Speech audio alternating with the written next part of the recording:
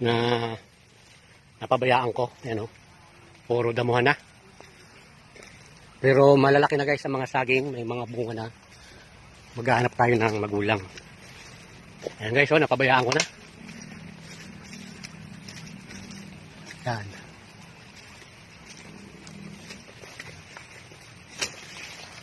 Yeah.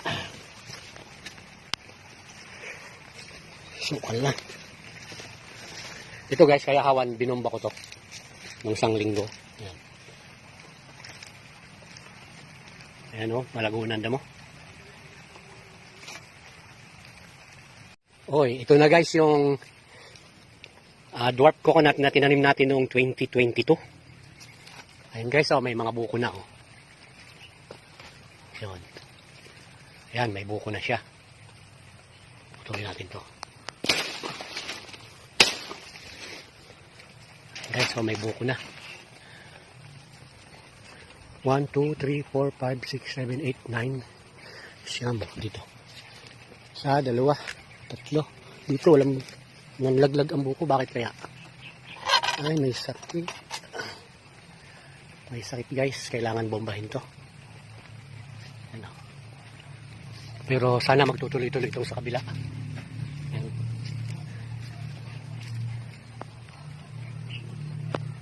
Okay. Eksaktong 3 years guys. Bumunga. 3 years guys. 2022, 2025 ngayon. March ko to tinanim eh. Okay. Tingnan natin. May magulang tayong saging guys. Oh, ayan o. Yun, matabang-mataba na. Titibain natin. Titibain natin guys. Ito.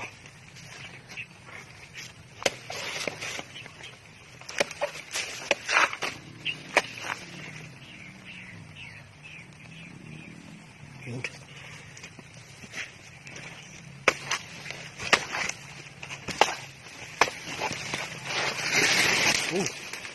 Yan. Guys.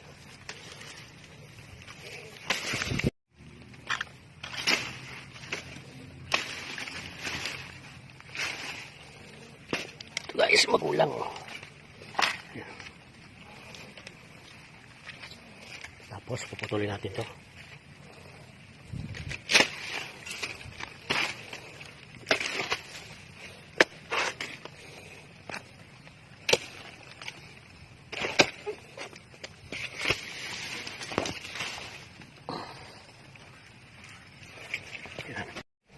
Lilinisin natin itong ibang puno guys. Yun.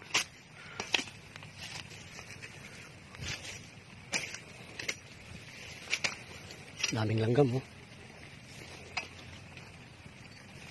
Kailangan siguro itong spray.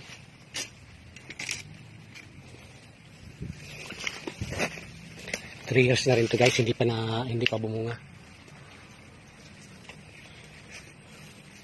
Itong ibang dwarf coconut natin guys, so may mga sakit to. Wala na to. Ito guys, dwarf coconut din to.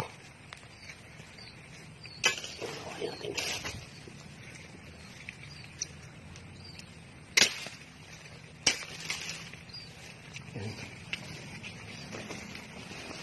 Nagkaganito guys, sinatalian kasi ng mga baka. Ayan o, sirang-sira. Ito, dwarf coconut din to eh. Nasisira lang ng baka. Kaya naglagay ako doon ng bawal na magtali ng baka. Kasi pupunuin ko to guys ng dwarf coconut. Hanggang doon sa katabi ng bahay na yon, likod ng bahay na yon. Ayan.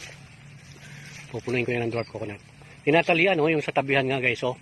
Mga sira na. Yun.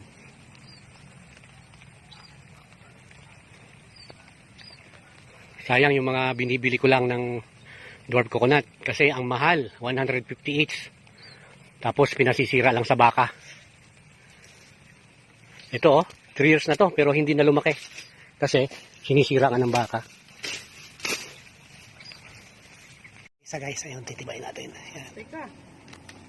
Ayan, magulang na. Ano eh? Nag-lock. Sinasa gitna. Titibay na kasi libag dito ay makita eh guys. Para tayo makain guys. Yan.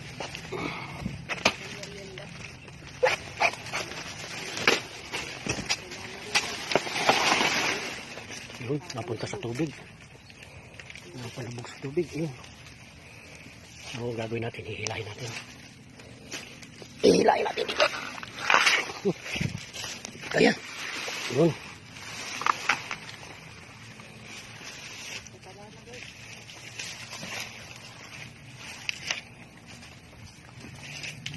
Yung pinusuhan natin doon, ano, mataba na doon. Pero hindi pa rin. Na. Maliliit sila guys, pero mataba sila. Hindi kasi yung lumaki ang buhay, kasi yan ay tinagyan na rin guys. Nabali lang kasi ang katawan nito, yan o. Nabali ang katawan. Tapos tumibol ulit. Yan. Ito ang bunga. Lumiit naman ang buwig. Pero ang katabaho guys. Ibon.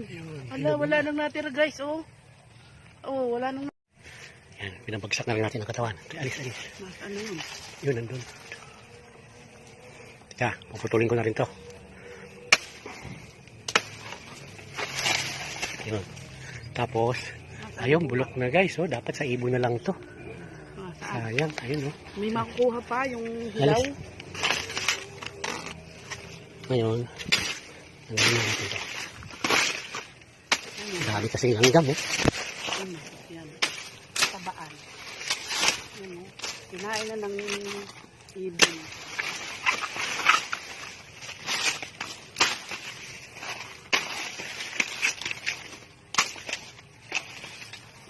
Nakasak lang sa niyok. Yun. Guys. Nahulog ko sa kabila. Lalong maano ang hinog niyan. Malalaglag. Ito guys oh. Wala na. Wow. Tamis yan Kainin guys. natin to.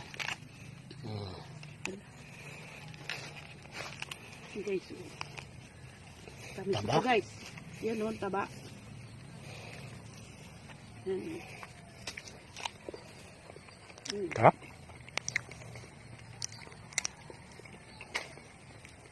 Wasan. Guys oh. Taba.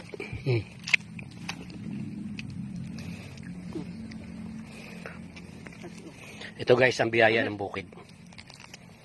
Pag may tinanim, may kakainin. Yes guys oh. Ang dami dito ng ibon guys. Dalawa, busog ka na guys. Kataba eh. Ah. Ito oh. Bulok na. Hindi nakabit. Asin mo na yung ano. Badal. Ayun. Titibay natin Kasi yan, guys. kakainin din ng. Para dito tutumba dito natin tatakaman.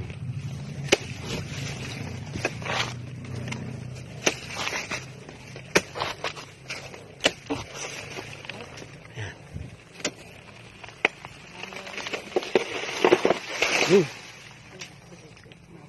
Ito na pabuntos putik. Tumulay. Yun guys oh. Yun. Taba na.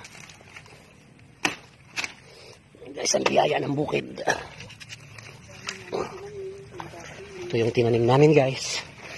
Ayan. Ito na guys yung ating mga natiba. Ibigay natin to sa kapitbahay natin itong isa.